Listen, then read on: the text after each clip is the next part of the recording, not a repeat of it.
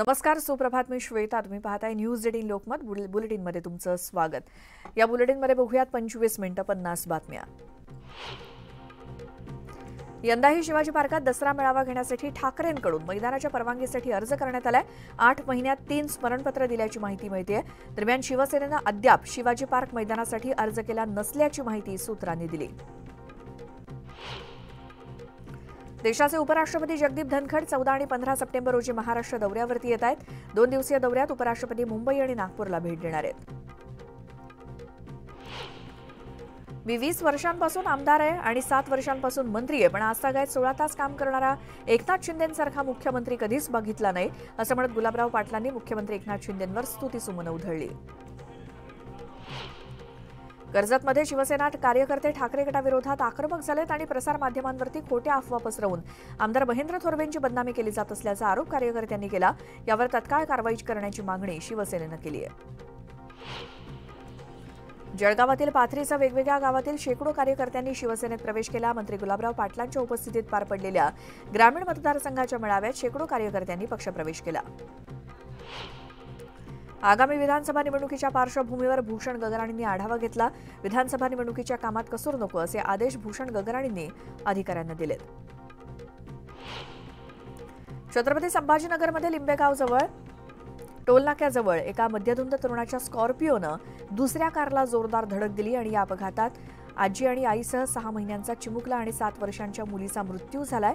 या प्रकरणी दोघांवर सदोष मनुष्यवधाचा गुन्हा दाखल झालाय. जळगावात गणेशोत्सवानिमित्तानं सारंग माध्यमिक विद्यालयात भंडारा देण्यात आला होता. यातून शाळेतील 70 विद्यार्थी आणि 4 शिक्षकांना विषबाधा झाली आहे. त्यापैकी 2 विद्यार्थिनींची प्रकृती गंभीर असल्यामुळे त्यांना धुळे जिल्हा रुग्णालयात हलवण्यात आलंय. मुंबई विद्यापीठाच्या 10 नोंदणीकृत पदवीधरांच्या जागांसाठी 22 सप्टेंबरला मतदान पार पडणार आहे. 10 जागांवरील निवडणुकीसाठी एकूण 28 उमेदवार असून या निवडणुकीसाठी एकूण 13,406 मतदार आहेत. म्हाडाच्या घरांसाठी 75,751 अर्ज आले. 2030 घरांसाठीच्या सोडतीची तारीख जाहीर झाली आहे. 8 ऑक्टोबरला मुंबईतील नरिमन पॉइंट येथील यशवंतराव चव्हाण सेंटर येथे संगणकीय सोडत काढली जाणार आहे. त्यामुळे अर्जदारांची प्रतीक्षा लवकरच संपणार आहे. मुंबईतील रखडलेल्या 5,800 गृहप्रकल्पांच्या पुनर्विकासाचा मुद्दा अद्याप निकालात निघालेला नाही. या संदर्भात राज्य सरकार किंवा कोणत्याही यंत्रणेकडून सकारात्मक पावलं उचलली जात नाहीत.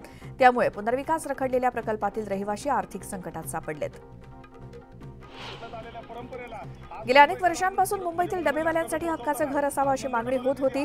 ही मागणी उपमुख्यमंत्री देवेंद्र फडणवीस यांच्यामुळे पूर्ण झाली आहे. त्यामुळे आम्ही खूप आनंदी आहोत. आम्ही सरकारचे आभार मानतो अशी भावना डबेवाल्यांनी व्यक्त केली. गणेशोत्सव काळातील संभाव्य गर्दी लक्षात घेता 3 दिवसात एकूण 22 रात्रकालीन विशेष लोकल फेऱ्या चालवण्याचा निर्णय मध्य रेल्वेनं घेतलाय. रात्री उशिरापर्यंत सार्वजनिक गणेश मंडळांना भेट देणाऱ्या प्रवाशांना आता शेवटच्या लोकलची चिंता न करता बिनधास्तपणे फिरता येणार आहे. उद्या म्हणजेच रविवारी मध्य आणि पश्चिम रेल्वेवरचा मेगा ब्लॉक रद्द करण्यात आलाय. सार्वजनिक गणेशोत्सव मंडळाच्या बाप्पाच्या दर्शनासाठी जाणाऱ्या भक्तांची गैरसोय होऊ नये म्हणून हा निर्णय घेण्यात आलाय. मुंबईसह उपनगरातील तापमानात वाढ होणार असून पारा 35च्या घरात जाण्याचा अंदाज कुलाबा वेधशाळेनं वर्तवलाय. पुढचे 2 दिवस ढगाळ वातावरणासोबतच तुरळक पावसाची देखील शक्यता वर्तवण्यात आली आहे. केंद्रीय प्रदूषण नियंत्रण मंडळ आणि हायकोर्टाच्या निर्देशानुसार पालिका पुढील वर्षापासून पर्यावरणपूरक गणेशमूर्ती सक्तीचे करणार आहे. याबाबत लवकरच गणेशोत्सव मंडळ आणि समन्वय समितीसोबत पर्यावरणपूरक मूर्तीबाबत चर्चा करून मार्ग काढला जाणार आहे. भारतामध्ये एकूण 200 कृषी उत्पादनांना भौगोलिक मानांकन प्राप्त झालंय. त्यात राज्यातील 38 शेतीमालांचा समावेश आहे. महाराष्ट्र देशात प्रथम क्रमांकावरती आहे, तर राज्यातील अनेक शेतीमालास जागतिक बाजारपेठ मिळण्यात आणि शेतकऱ्यांचा नफा वाढण्यात मदत होते.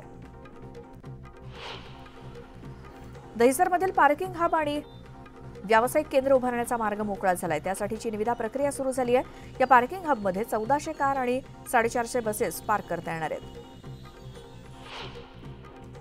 एमएसआरडीसीने राज्यातील 3 महत्वाकांक्षी रस्ते प्रकल्पातील उर्वरित बांधकामासाठी एकूण 6 टप्प्यात निविदा मागवल्या होत्या. त्यात 11,000 कोटी रुपयांच्या कामाच्या निविदेला चांगला प्रतिसाद मिळालाय. मुंबई नागपूर समृद्धी महामार्ग विस्तारीकरणातील नागपूर गोंदिया आणि भंडारा गडचिरोली महामार्ग प्रकल्पातील एकूण 3 टप्प्यांसाठी 11 निविदा सादर झाल्या आहेत. मुंबई महानगरपालिकेच्या मलनिस्सारण प्रयोगशाळेला राष्ट्रीय परीक्षण आणि अंश परीक्षण प्रयोगशाळा अधिस्वीकृती मंडळाकडून मानांकन प्राप्त झालंय. पालिकेच्या प्रयोगशाळेत पुनर्प्रक्रिया केलेल्या पाण्याच्या गुणवत्तेवरती आता शिक्कामोर्तब होणार आहे. वैद्यकीय आणि आयुष अभ्यासक्रमांसाठी समुपदेशन फेरी सुरू आहे. मात्र पुढील काही दिवस सलग सुट्ट्या येत असल्यामुळे प्रवेश प्रक्रियेवरती परिणाम होण्याची शक्यता आहे. विद्यार्थ्यांचे प्रवेश विनाविलंब होऊन प्रवेश प्रक्रिया सुलभ व्हावी यासाठी राज्य सामायिक प्रवेश परीक्षा कक्ष सलग 4 दिवस येणाऱ्या सार्वजनिक सुट्ट्यांच्या दिवशी प्रवेश केंद्रावरती प्रवेश प्रक्रिया सुरू ठेवण्याचा निर्णय केंद्रानं घेतलाय.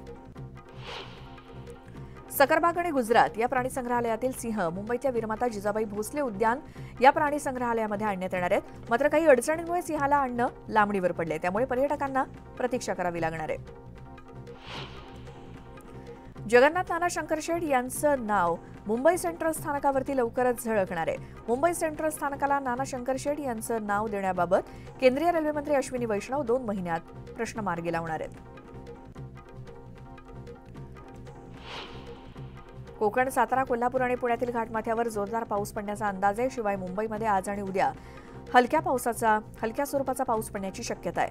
तसंच मध्य महाराष्ट्रातील जिल्ह्यातील घाट क्षेत्रात मुसळधार पावसाचा इशारा हवामान खात्यानं दिलाय. 19 सप्टेंबरपासून मान्सून माघारी जायला सुरुवात होणार आहे असा अंदाज हवामान खात्यानं वर्तवलाय. यंदाच्या वर्षी महाराष्ट्रासोबतच देशभरात चांगला पाऊस झाल्याचं हवामान विभागानं म्हटलंय. पुण्यामध्ये पावसानं दडी मारल्यानं गेल्या आठवड्याभरात तापमानात वाढ झाली आहे. शहरातील बहुतांश भागातील कमाल तापमान 30 अंशांवरती होतं. दरम्यान पुढील 2 ते 3 दिवसात पावसाच्या हलक्या सरी बरसण्याचा अंदाज हवामान विभागानं वर्तवलाय. पावसाळा सुरू होऊन 3 महिने उलटले तरी देखील मनमाड, नांदगाव या भागामध्ये सलग दमदार पाऊस झालेलाच नाही. नदी नाले ओढे कोरडे पडले तर नागसाख्या धरणामध्ये अजूनही पुरेसं पाणी साठलेलं नाही. त्यामुळे ऐन पावसाळ्यात भीषण पाणी टंचाईची समस्या उद्भवली आहे. गोंदिया जिल्ह्यातील हाजरा फॉल धबधब्यातून मोठ्या प्रमाणात पाण्याचा विसर्ग सुरू आहे. विसर्ग होत असलेल्या धबधब्यात जवळ बसून एक युवक व्हिडिओ बनवत असल्याचा व्हिडिओ सोशल मीडियामध्ये मोठ्या प्रमाणात व्हायरल होतोय. मुक्ताईनगरमध्ये झालेल्या मुसळधार पावसामुळे स्थानिकांची पाण्याची चिंता मिटली आहे. सातपुडा पर्वतरांगेतील चारठाणा तलाव 100% भरलाय. तर सततच्या पावसामुळे सातपुडा पर्वतरांगांचं सौंदर्य देखील बहरलंय. मुख्यमंत्री आणि उपमुख्यमंत्री आज धाराशिवच्या दौऱ्यावरती आहेत. परांडा शहरातील लाडकी बहीण योजनेच्या कार्यक्रमाला उपस्थित राहणार आहेत. तर शिवसेनेच्या कार्यकर्ता मेळाव्याला देखील मुख्यमंत्री शिंदे हजर असतील. मंत्री गिरीश महाजन जामनेर मतदारसंघातील लिहितांडा इथे कार्यक्रमाच्या निमित्तानं गेले असता रस्त्याच्या दुरवस्थेवरून ग्रामस्थांनी त्यांना घेरलं आणि महाजनांना ग्रामस्थांनी गावातल्या चिखलातून दुचाकीवरती घेऊन जात रस्त्याची दुरवस्था दाखवून दिली. वाढवण बंदरासाठी भूसंपादन प्रक्रिया सुरू करण्यात आली आहे. डहाणूच्या 9 आणि पालघरच्या 14 गावात हे भूसंपादन केलं जाणार आहे. या संदर्भात प्रशासनानं अधिसूचना काढत नागरिकांकडून हरकती मागवल्या आहेत. गेल्या वर्षीच्या खरीप हंगामातील कापूस आणि सोयाबीन उत्पादक शेतकऱ्यांना 1600 कोटी रुपयांची मदत देण्याचा निर्णय सरकारनं घेतलाय. त्यासाठी तातडीनं वितरण करण्याचे आदेश कृषी आयुक्तांनी दिलेत. जळगावच्या यावलमध्ये केळीच्या पिकावर सीव्हीएम रोगाचा प्रादुर्भाव झालाय. त्यामुळे नुकसानीचे पंचनामे करावेत अशा मागणीचं निवेदन भाजप जिल्हाध्यक्ष अमोल जावळेंनी कृषी मंत्र्यांना दिलं. मुंबई कोल्हापूर वंदे भारत एक्सप्रेस लवकरच सुरू होईल अशी ग्वाही मंत्री अश्विनी वैष्णव यांनी मिरज रेल्वे कृती समितीच्या अध्यक्षांना दिली. मिरज आणि कोल्हापूर लवकरच फास्ट ट्रॅकवरती येणार आहे. तर आज मिरज पुणे मिरज वंदे भारत एक्सप्रेसची ट्रायल रन पार पडणार आहे.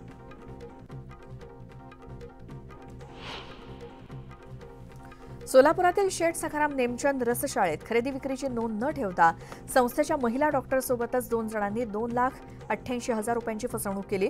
महिला डॉक्टरसोबतच दोघांविरोधात MIDC पोलीस ठाण्यात गुन्हा दाखल झालाय.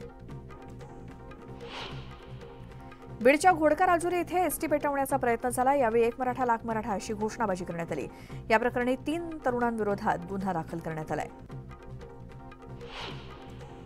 धाराशिवमधील डॉक्टर झाकीर हुसेन उर्दू शाळेच्या संस्था सदस्यानं तत्कालीन मुख्याध्यापकाला हाताशी धरून शिक्षण विभागालाच लाख रुपयांचा चुना लावला. गावातील नागरिकांनी शिक्षण विभागाकडे लेखी तक्रार करून सुद्धा शिक्षण विभाग मात्र मूग गिळून गप्प बसलाय. त्यामुळे गावकऱ्यांनी आमरण उपोषणाचा इशारा दिलाय. शिर्डीमध्ये बहिणीच्या नवऱ्यानं अपहरण करून सख्या मेवण्याच्या 3 वर्षीय मुलाची हत्या केली. वैयक्तिक रागातून ही हत्या करण्यात आल्याची माहिती मिळाली आहे. 5 दिवसांच्या शोध मोहिमेनंतर शिवारातच चिमुकल्याचा मृतदेह सापडला. या प्रकरणी आरोपीवर अपहरण आणि हत्येचा गुन्हा दाखल झालाय. पीपल्स वॉर ग्रुप आणि माओइस्ट कम्युनिस्ट सेंटर या 2 नक्षलवादी संघटनांच्या एकत्रीकरणातून भाकपा माओवादी ही संघटना देशभरात उदयास आली आहे. या महिन्यात या संघटनेला 30 वर्ष पूर्ण होत असल्यामुळे माओवाद्यांनी 25 पानांचं एक विशेष बुकलेट तयार केलं. ईद निमित्तानं भुसावळमध्ये विविध कार्यक्रमांचं आयोजन करण्यात आलं. शहरातील मुस्लिम बहुल भागात घरावर तसंच रस्त्याच्या बाजूला विद्युत रोषणाई करण्यात आली आणि या पार्श्वभूमीवर विविध ठिकाणी रक्तदान शिबिरांचं आयोजन करण्यात आलंय. माजी खासदार निलेश राणे यांनी कुडाळमध्ये सिंधुदुर्गाच्या राजाचं दर्शन घेतलं. 2010 मध्ये निलेश राणे यांच्याच संकल्पनेतून लालबागच्या राजाच्या धर्तीवर सिंधुदुर्गाच्या राजाची प्रतिष्ठापना करण्यात आली होती आणि सिंधुदुर्गाच्या राजाचं यंदाचं 15वं वर्ष आहे. एकाच दिवसात सोनं 1,000 रुपयांनी जळालंय तर चांदीच्या दरात तब्बल 4,400 रुपयांची वाढ झाली आहे. जळगावात सोन्याचा भाव 73,900 रुपयांवरती पोहोचलाय तर चांदीसाठी 87,000 रुपये मोजावे लागणार आहेत. राज्यामध्ये बांबू लागवड करण्यासाठी माझी वसुंधरा अभियानांतर्गत राबवण्यात येणाऱ्या लागवड मोहिमेला स्पर्धात्मक रूप देण्यात आले. त्यासाठी 113 कोटी रुपयांची विविध बक्षिसं ठेवण्यात आली आहेत. मुख्यमंत्री एकनाथ शिंदे यांनी बांबू लागवड मिशन मोडवर राबवण्याची सूचना केली आहे. उपमुख्यमंत्री देवेंद्र फडणवीसांनी नागपुरातील विविध सार्वजनिक गणेश मंडळांना भेट दिली. यावेळी उपमुख्यमंत्र्यांनी बाप्पाचं दर्शन घेत सामूहिक आरतीमध्ये सहभाग घेतला. दापोलीतील सावंत कुटुंबियांनी अक्कलकोटच्या स्वामी समर्थांचा देखावा साकारला. 150 वर्षांपासून सावंत कुटुंबियांकडून गणेशोत्सवाच्या परंपरेचं जतन केलं जात आहे. श्रावण संपल्यावरही अनेक घरांमध्ये गणपती विसर्जन होईपर्यंत मांसाहार केला जात नाही. त्यामुळे मासळीला भाव नव्हता. मात्र घरातील गौरी गणपतीचं विसर्जन झाल्यानंतर मत्स्यप्रेमींनी मासे खरेदीसाठी गर्दी केली. कोळणी सांगतील त्या भावानं माशांची जोरदार खरेदी होती.